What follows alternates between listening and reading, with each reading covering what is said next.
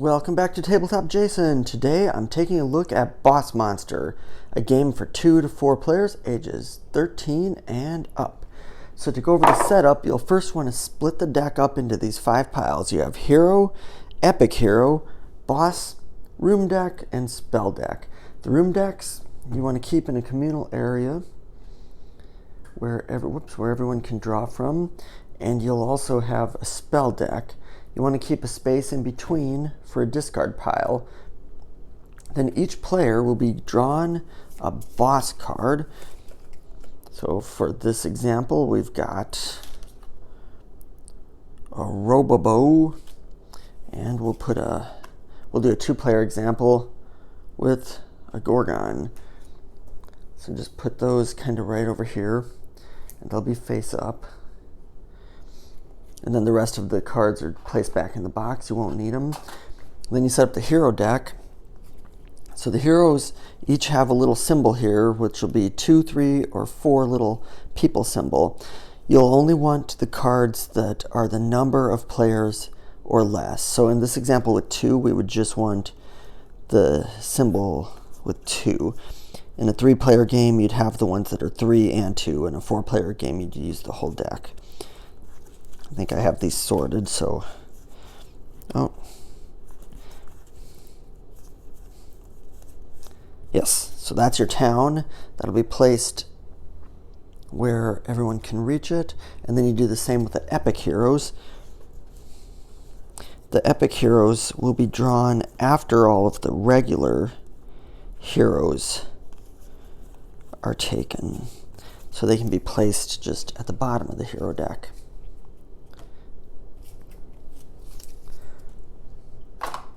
And the rest are just put into the box.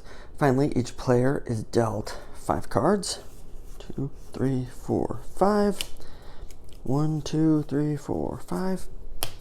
And 2 spell cards.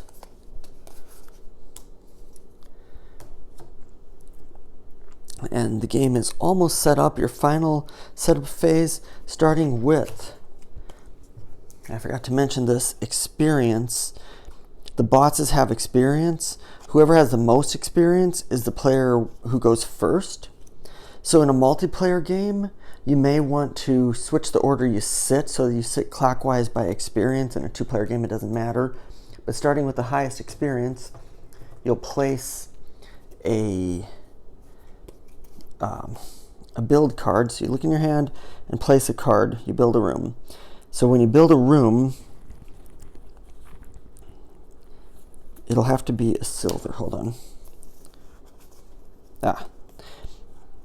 The rooms will either be silver or gold. The gold are the advanced. They can only be played on top of other rooms that have a matching symbol. So you won't play one of those for your first hand. So I just pick a card, doesn't matter. You build a dungeon by placing it face down. And then right as you get ready to play, you flip them.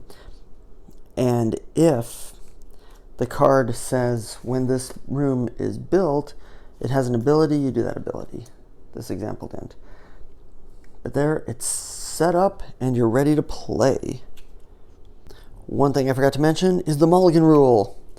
If you have 4 cards in your hand that are all the same treasure type or all are gold advanced, then you can just shuffle your hand back into the deck and draw a new hand. That's a mulligan rule. So now it's time to start playing. So the way you go, it's the player with the highest experience, as I said. They draw a card. Everybody draws a card. And then you flip a hero for each player. So if there's 2 active players, you flip 2. In a 3-player game, you would flip 3. And this is the town. So the heroes are ready for the town. And the goal of the game is you build this dungeon.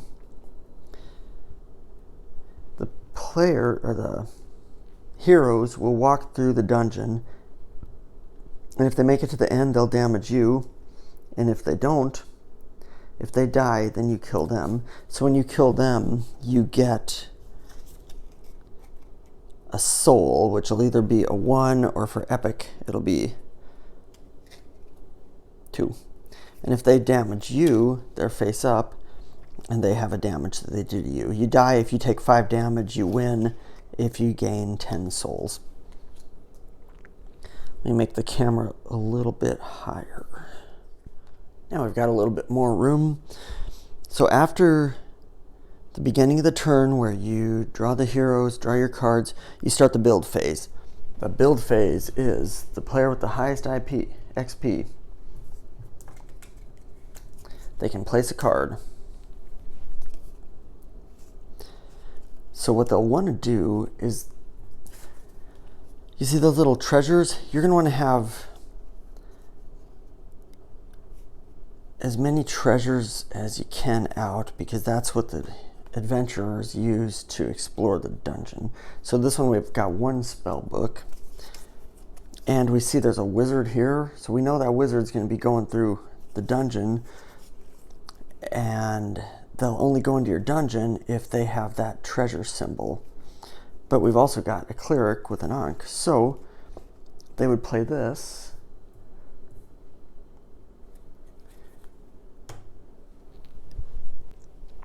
And then if they have any spells that could be cast during the build phase, they could check that too. And spells will have a symbol, a hammer for build, an axe for during the adventure phase, or both for you can do it at either phase. And the spells you can play just anytime during that phase, so we won't do that spell, but that'd be it for their build phase. And then the next player would go. I want to mention level up with the monster. As soon as you get 5 rooms built, that's the maximum you can get on your dungeon, then the level up ability takes place. And it only takes place once during the game, as soon as you get 5 rooms built in your dungeon. But that'd be that player's build phase. So player 2's build phase, they would look at what's in their hand. You want to try to lure heroes in. All they have is a sword right now, so there's nothing they could play that would lure anybody in. So what they're going to do instead, during your build phase, you can place a card on top of or next to. And if you have an advanced one, you can place it on top of. So they're actually going to do that, place it on top, since they can't get either of those. But that'll be the end of player 2's build phase. So now the next phase is the bait phase, and spells and abilities cannot be played during this phase. You start with the card closest to the town. The town is a deck, and what they do, they look at the symbols, the treasure symbol on each card, and they go to the dungeon that has the most of that symbol.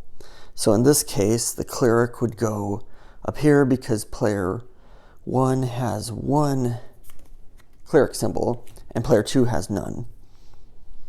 And the mage would do the same. There's 1 book symbol for the mage and none here. So the mage would line up here. And that's the end of the bait phase. So now you start the adventure phase. The adventure phase is where the heroes go through the dungeon. So they go 1 room at a time, and they take damage for each room. So this cleric has 6 life, and the room deals 2 damage. So the cleric would take 2 damage and then 3 damage. So 3 would not kill the cleric. The cleric would still have 3 life left. So the cleric makes it through the dungeon. Since they made it through the dungeon alive, they stay face up over here. If they would have died, they'd be face down. But player 1 takes 1 damage because 1 player got through. And now the exact same thing would happen with the mage. They'd go through, they'd take 2 damage, and then 1 damage, and they'd make it through because they have 8 life. So that was a really unlucky round for player 1. And then player 2 wouldn't do anything this round because there were no heroes that could attack him. Now if there's a tie on the treasures, so like, let's say both players had this symbol, so the mage or the cleric wouldn't have went through because it was a tie. So if there's a tie, or if no hero has that type of treasure, they won't enter the dungeon. But that's it for the adventure phase. So then you start over. I'll just do another turn real quick. Each player gets a card, and we turn over 2 more heroes. You turn over 2 heroes no matter how many heroes there are. So if there's still heroes left here, you'll still play more. And each player dealt a card, and now player 1 goes first. Player 1 sees that there's 2 mages with books, and player 1 can right now deal 3 damage, but that one has 6, that one has 4. So player 1 is going to look for something that will deal more damage. And there's just some 2s. But since they're just books, player 1 would play this, so then they'd have another book. So that brings his book total, player 1's book total, up to 2 treasures, or 2 book treasures, and 1 cleric treasure. Player 2 now still can't get any of those. So player 2 is just going to, player 1 will just play this. I guess I shouldn't have randomized this example, because now once it comes to bait phase, it's going to be the exact same thing. Both of these mages, they'll go here. You always start with the one closest to the town. So we'll go over the adventure phase. The room would deal 2, 4, 5. So this mage would get through. So player 1 has already taken 3 damage. Now this mage would go through and he'd take 2, 4, and dead. So that mage actually died in the room, flips over. So now player 1 has 1 soul and has taken 3 damage. You die if you take 5 damage. You win if you hit 10 souls. Let's do one more round just to see if player 1 or player 2 can do anything. Okay, we have a fight. We have 2 fighters. Both of those will be going down that way. So you flip the fighters, you deal the card.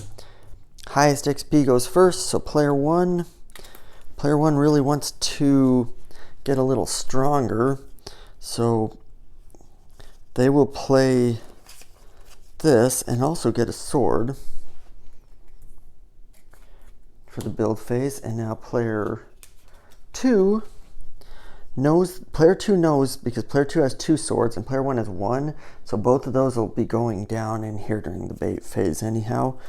So player 1 wants to do more damage, so player 1 will play this. And this says, when you build this room, choose an opponent. That opponent discards a spell card. So player 1 would have to discard a random spell card. They go into the discard pile. And now it would be time for the adventure phase. You start with this one, and player 2 has the most swords, and same with here, player 2 has the most swords. So that's it for the bait phase. And now the adventure phase, the fighter would walk through the dungeon. Fighter's got 4 life. This room deals 2, 3, that room deals 4, so that kills the fighter. Fighter flips over. Player 2 finally has a soul captured. And now this fighter goes through, has 6 life. We got 2, 3, 4, 5. Okay, that's enough to kill that fighter too. So player 2 now has 2 life.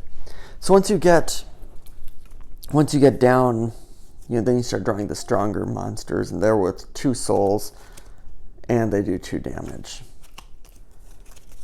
But that's about it for the game. You wait until you play until one player has either died or captured 10 souls, and then you finish the whole round so that all players get to finish their turn. So at the end, if there's a tie, if say 2 players both have captured over 10 souls, let's say they both captured 10, then whoever has lost the most life would lose. Or if they both die, then it'd be the same thing. You'd subtract your damage from your souls. And if there's still a tie, it's the player with the lowest XP level. But that's it for the game. I hope this made sense. It seems complicated until you actually play, and then it's really easy. and it's a lot of fun. This is totally my type of game where you have a goal to accomplish and fight against the monsters, or in this case, fight against the heroes. But if you've played this, let me know what you think, and I will be back with another video soon, so thanks for watching.